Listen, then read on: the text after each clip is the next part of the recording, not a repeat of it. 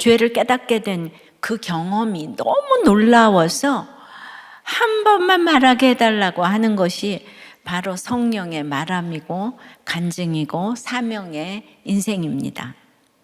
오늘 변론의 핵심은 사도행전 9장에 기록된 바울의 회심 사건에 대한 간증이에요. 성령의 말함은 첫째로 내 자랑이 아니라 우리를 대표하는 이야기입니다. 이제 바울이 본격적으로 성령의 말을 시작하는데요. 여기서 첫 마디가 나는입니다. 아주 단순하게 나로 시작을 하는데 이 얘기는 바울 자신의 이야기라는 거예요.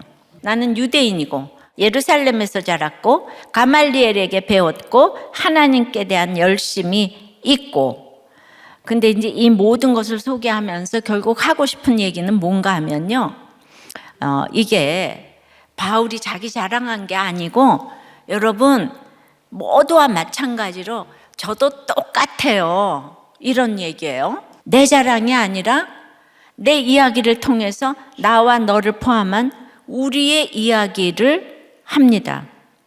그렇기 때문에 성령의 말함은 말하는 사람과 듣는 사람이 분리되지 않아요. 내 자랑만 하는 사람은 이 청중을 그저 듣고 박수 쳐주는 관객처럼 대해요. 근데 성령의 말을 하는 사람은 그 말을 듣는 사람을 나와 같은 죄인으로, 하나님의 구원이 필요한 한 영혼으로 보는 거예요. 복음의 시작은 나의 이야기를 우리의 말, 그들의 언어로 대화를 해야 되는 거죠.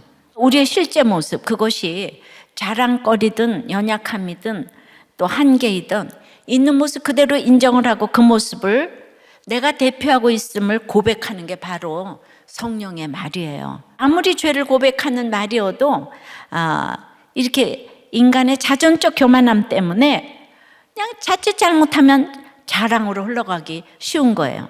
그래서 내 간증의 목적이 구원에 있는지 늘 생각을 해야 되는 거예요. 자, 성령의 말하면 두 번째는 내 죄가 내 고난보다 더 크다는 고백이에요. 5가지 소개로 자신이 유대인 군중과 똑같은 우리임을 고백한 바울은 이어서 전에 자기가 저지른 죄악을 밝힙니다. 당시 사울은 주의 제자들에 대하여 위협과 살기가 등등했다고 해요. 하나님을 향한 열심이라고 확신을 했어요. 그것이 하나님 앞에 의라고 믿었어요. 그래서 이 대단한 스펙을 가진 열심으로 결국 이 사울은 스데반을 죽였고 바리새인들은 예수님을 죽였어요. 근데 지금 거꾸로 바울의 형편이 어떻습니까?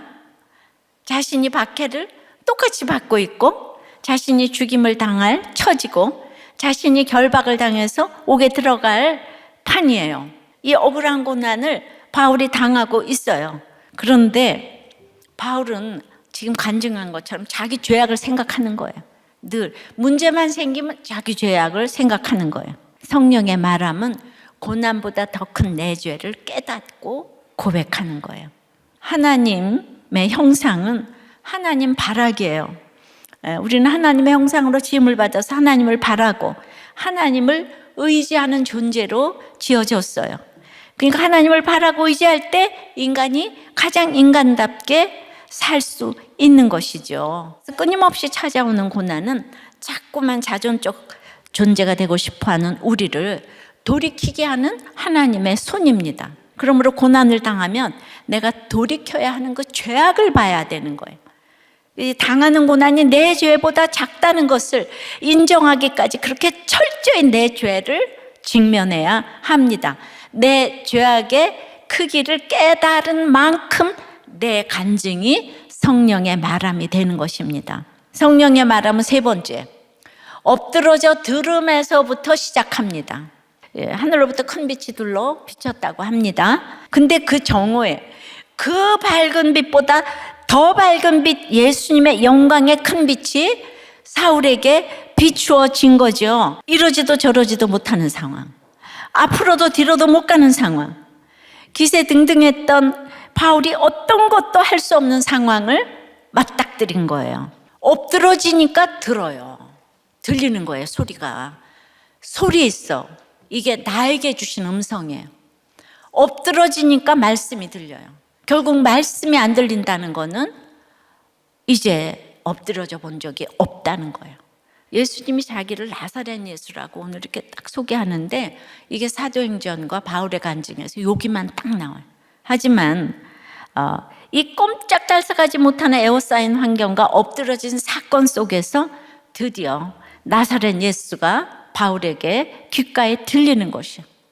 엎드러지는 것이 죄인됨을 보게 하는 축복입니다. 금그릇으로 안 들려요. 금그릇으로. 질그릇도 깨어져야 보배가 보이는 거예요. 이 바로 성령의 말함은 엎드러지는 사건 속에서 나사렛 예수를 만나야 말할 수 있는 것이죠. 근데 바울에게 왜 나사렛 예수를 소개했을까요?